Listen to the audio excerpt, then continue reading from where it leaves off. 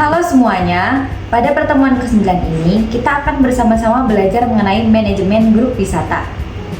Dalam kegiatan wisata, seseorang pemandu wisata atau tour leader tidak hanya bertugas menjelaskan destinasi, tapi juga harus mampu mengatur kelompok wisata agar perjalanan berjalan dengan aman, nyaman, tertib, dan menyenangkan.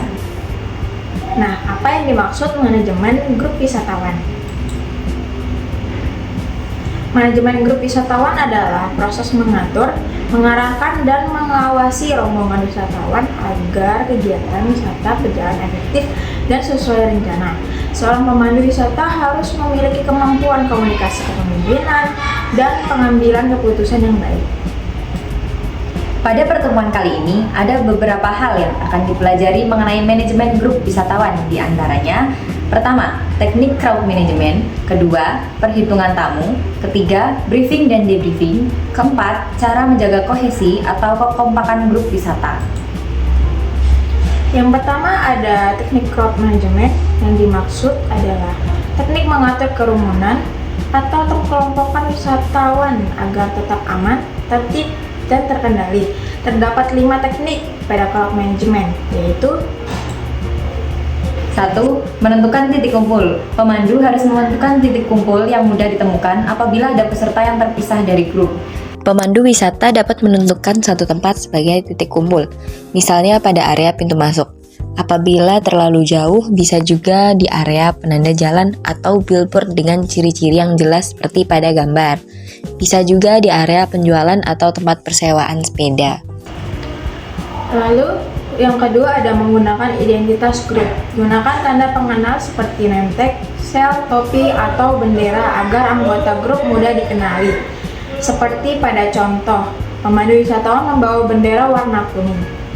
Seperti yang terlihat dalam video pula, pemandu wisata tersebut menggunakan payung berwarna merah sebagai tanda keberadaannya.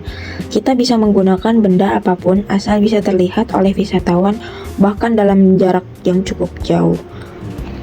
Tidak hanya pemandu, wisatawan juga diberi tanda seperti yang sudah dijelaskan agar tidak tertukar dengan rombongan lain. Ketiga, mengatur formasi grup. Dalam perjalanan, pemandu dapat menempatkan satu orang di depan dan satu orang di belakang grup untuk memastikan tidak ada peserta yang tertinggal. Di sini kita ambil contoh pemandu wisata yang berpakaian hijau. Dia memberi arahan sebelum wisatawan naik ke atas bot. Lalu di ujung dermaga sana ada pemandu lain yang siap membantu. Yang keempat ada komunikasi yang jelas. Gunakan suara yang jelas, singkat, dan mudah dipahami saat memberi arahan kepada wisatawan. Biasanya pemandu akan menggunakan mikrofon atau pengeras suara supaya lebih maksimal.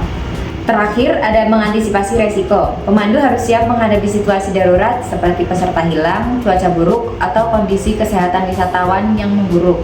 Maka dari itu, menjadi pemandu harus bisa tegas, teliti, waspada di sisi lain supaya kegiatan tetap berjalan dengan lancar. Submateri yang kedua ini adalah perhitungan tamu. Kenapa ini juga perlu kita bahas? Karena penghitungan tamu sangat penting untuk memastikan seluruh peserta lengkap dan tidak ada yang tertinggal. Ada beberapa cara untuk melakukan perhitungan tamu. Yang pertama, head count, yaitu pemandu menghitung jumlah peserta secara langsung. Yang kedua itu ada attendance list, menggunakan daftar hadir atau manifest peserta. Dan yang terakhir ada body system. Setiap peserta memiliki pasangan untuk saling mengecek keberadaan satu sama lain. Nah, ketiga cara tersebut dilakukan untuk mengantisipasi hilangnya tamu dan mencegah resiko lainnya. Dalam manajemen grup wisatawan, kita juga perlu memperhatikan waktu penghitungan secara rinci. Penghitungan tamu dilakukan sebelum keberangkatan, saat perpindahan lokasi, setelah istirahat, dan juga sebelum pulang. Kurang lebih seperti ini gambaran ketika tour guide melakukan perhitungan tamu bahkan saat dalam perjalanan menuju ke tempat wisata. Di tempat wisatanya, setelah melakukan centang pun pemandu wisata tetap menghitung jumlah wisatawan sebelum memasuki kendaraan.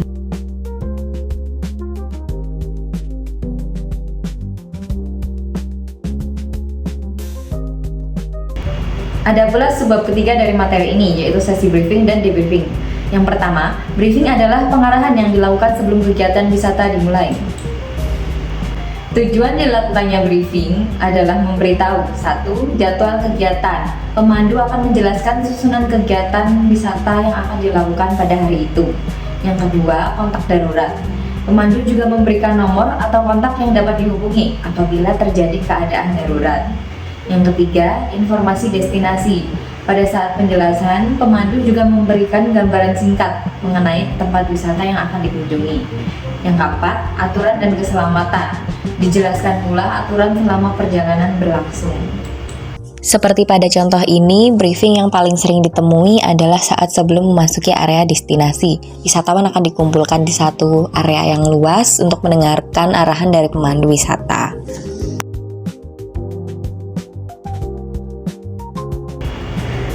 Nah, kemudian ada pula debriefing, yaitu evaluasi setelah kegiatan selesai. Selanjutnya itu ada tujuan debriefing, yaitu mengetahui kepuasan wisatawan, mengevaluasi kendala selama perjalanan, memberikan kesan dan pesan, serta memperbaiki pelayanan di masa mendatang.